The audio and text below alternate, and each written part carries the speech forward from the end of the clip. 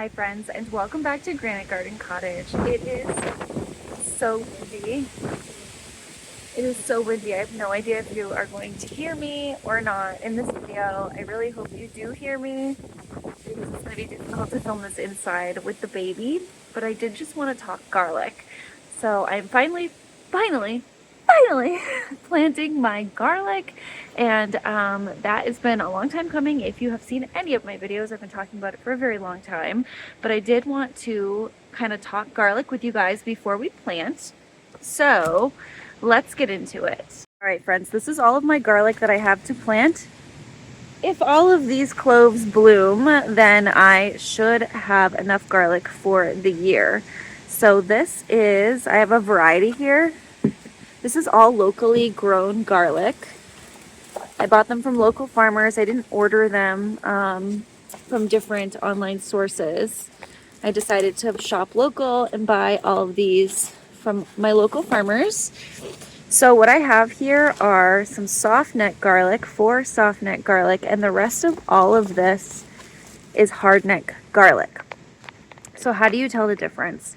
Hardneck garlic has this central stalk right here that all of the rest of the cloves grow around.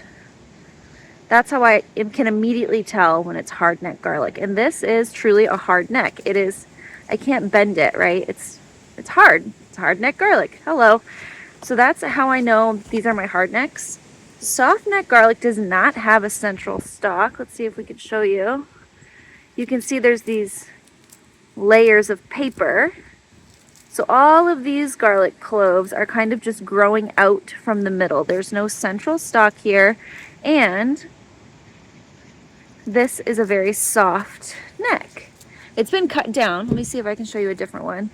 This neck here is very soft.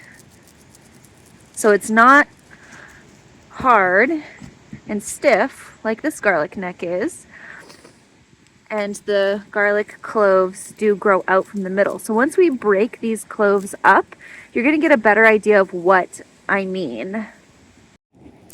Okay, let's see if we can break up one of these Softneck garlics here, and you can see what I'm talking about when it comes to the cloves sort of growing out from the center rather than having a central stalk. We can peel off some of these outer layers here.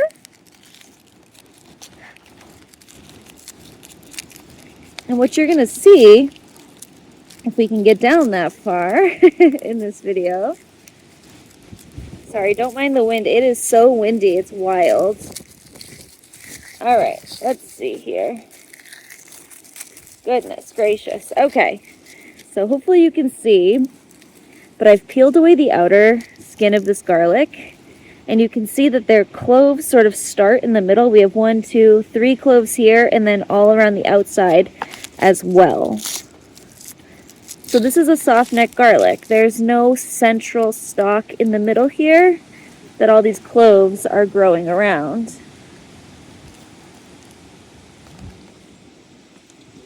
Versus this hardneck garlic, if we were to start breaking up the outer leaves of this hardneck garlic, that this central stalk really is in the middle of all of these cloves. And as I peel away these cloves, the central stalk remains.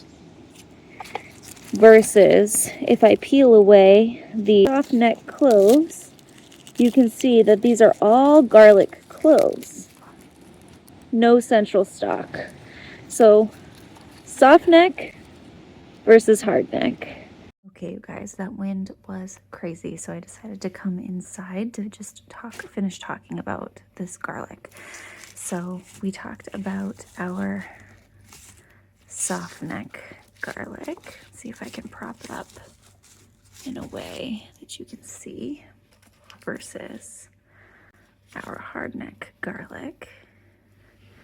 And the other difference here between hardneck garlic and softneck garlic, so hardneck garlic and softneck garlic, is that softneck garlic does not produce garden scapes. So I do not have a picture to show you in this moment, but garlic scapes grow in the springtime, and it is the blossom end of the hardneck garlic. It kind of grows and it makes a curly Q, and then at the end is going to be like a little flower bulb. So you can cut off, and you should cut off those scapes from the hardneck garlic, and you can actually use them as a garlic substitute in your cooking. So people make garlic scape pesto, or people dry them to make garlic powder. But that is one key difference between these hardneck garlic and the softneck. These hardneck are going to make those garlic scapes, and in some ways it kind of provides you with a second harvest. But as you can see, these hardneck garlic are kind of small, and that's probably just the variety. I got these hardneck garlic from a different farmer than I got this softneck garlic, so there's definitely that difference. And also just the genetics of these plants are going to be different. I believe, if I'm not mistaken, that these might be elephant garlic. These are really big bulbs of garlic here. So these might be elephant garlic, which would be unfair in some ways to compare to these hardneck, these small hardneck garlics. But that said, you can see the kind of a little bit of the clove difference as well. We have our hardneck garlic clove versus our softneck garlic clove. Little kitty paws in the background too.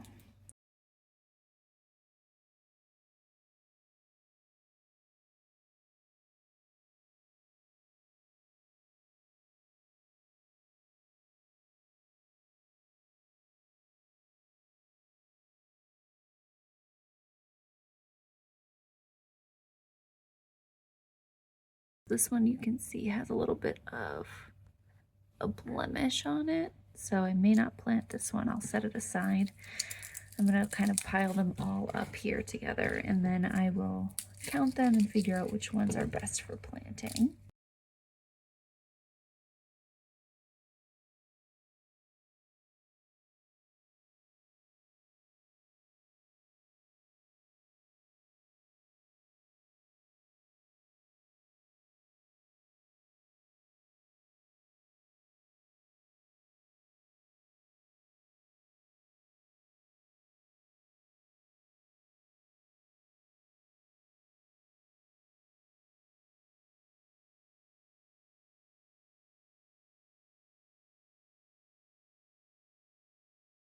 And then I did just want to mention a little fun fact about the garlic skins is that they can be, you can grind them down with a power blender and turn them into powder, and then these can function as garlic powder for you.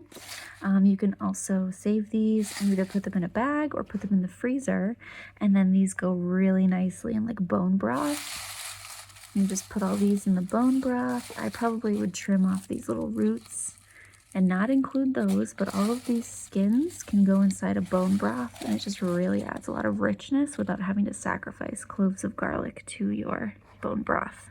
So a couple options so you don't have to waste these.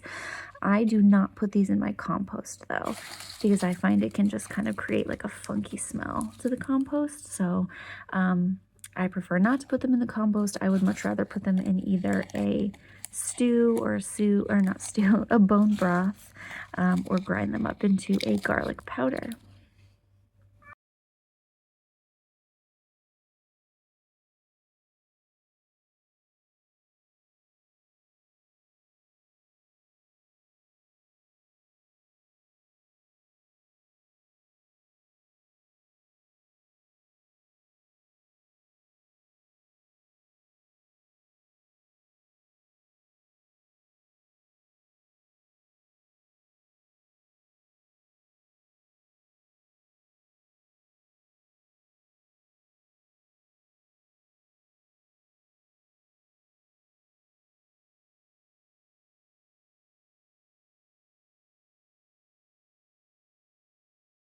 Okay, so there are 81 cloves of hardneck garlic. So 81, 36, and then back here, these little smallish ones.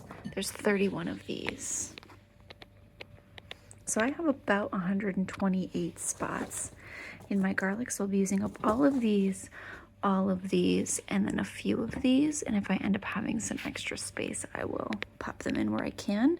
But like I said earlier, I do want to be cognizant of making sure they all have plenty of space to grow up and get nice and big in the spring.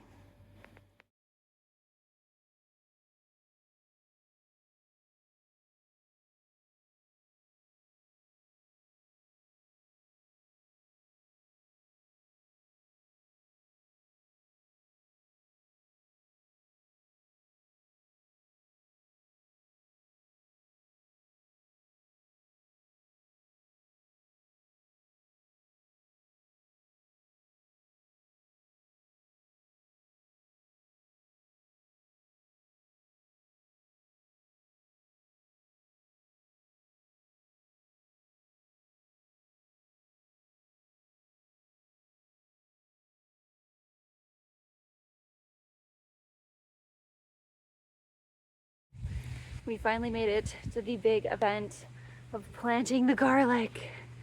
Ah. So this garlic has been soaking in a fertilizer, liquid fertilizer, for about 7 hours. I kind of planned it to be 4, and it turned into 7, so that's okay. I guess everything I read online says it shouldn't be more than 16 hours, so 7 should be fine. So I'm finally gonna plant this sucker and I'm just gonna go through the garden and make my holes. I'm just gonna dig little holes a couple inches deep, and that way I can be very intentional about how I space these. If I just go in with cloves and start digging them into the ground, I just don't think it's gonna be as uniform as I want it to be. So that's what I'm gonna do now, and I'm actually gonna get a measuring tape to make sure that I am spacing things out the way that I know they need to be. Sometimes my visual idea of spacing is not aligned with reality. So I'm gonna get a measuring tape to make sure I'm doing that correctly. I'll be right back.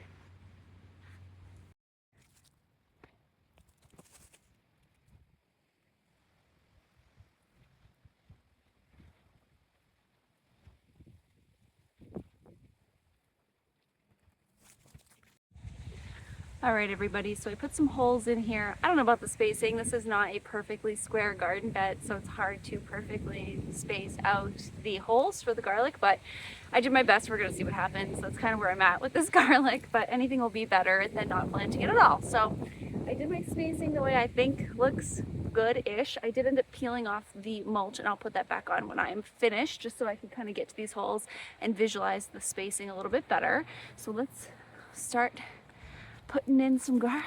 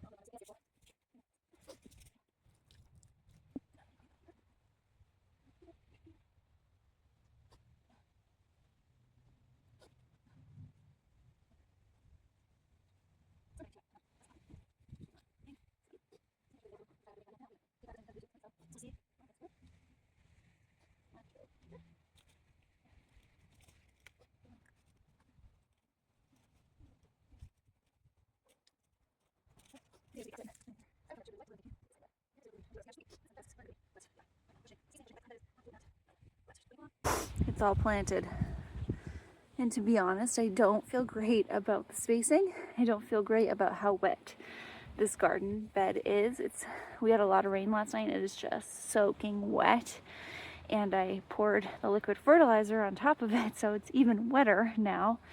So I think I'll be surprised if anything pops up in the spring, to be honest, which is massively disappointing because I spent so much time thinking about this and energy pouring into making sure this bed was built and ready before winter. So all I'm going to do is fret about this bed now until spring, and then spring will tell us if anything sprouts or if it all rots in this bed, which it very well might, because it's a very wet bed. Hoping that it dries out nicely in the next few days. I don't know. I probably shouldn't have soaked this garlic either, because this bed is so wet. So now I have saturated garlic in a saturated bed, whereas if the garlic had not been soaked, maybe it could have absorbed some of the liquid without issue. I don't really know. I will say that I got about a third-ish of the way through this bed planting and realized I had a way too tight of spacing. So I had way less cloves than holes. So then I started pulling garlic cloves out of holes interdispersed in this area and reallocating them to the other side. So I think the spring is gonna show this bed looking pretty funny. We're gonna see. But I think this is, I know that this is just not what I envisioned would be happening when I planted my garlic, but can't wait. I couldn't wait. I had soaked it today. I did it. I should have checked the bed to see how saturated and wet it was before deciding to plant the garlic today, but because we're in a drought, I just assumed that it wouldn't be like a soaking wet garden bed, but it is. So a lot of mistakes were made in this process, and I'm really disappointed, a little bit frustrated. I can be really hard on myself. I'm sure most of us can be. So all the effort and time and energy that I put into this bed to just not feel very confident about what I just did it's disappointing, to say the least. But who knows, maybe spring will roll around and I will be surprised by a beautiful, well-spaced, healthy garlic patch. I have no idea. But I'm certainly not going to hold my breath for that.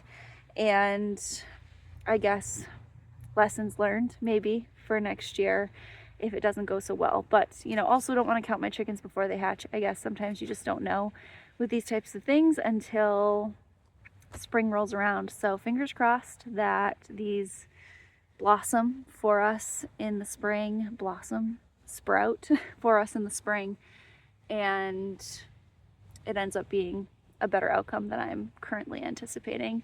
But neither here nor there, all the garden is in the bed, it's planted, it's mulched, and I can check it off the list. So in that way, it's a job well done.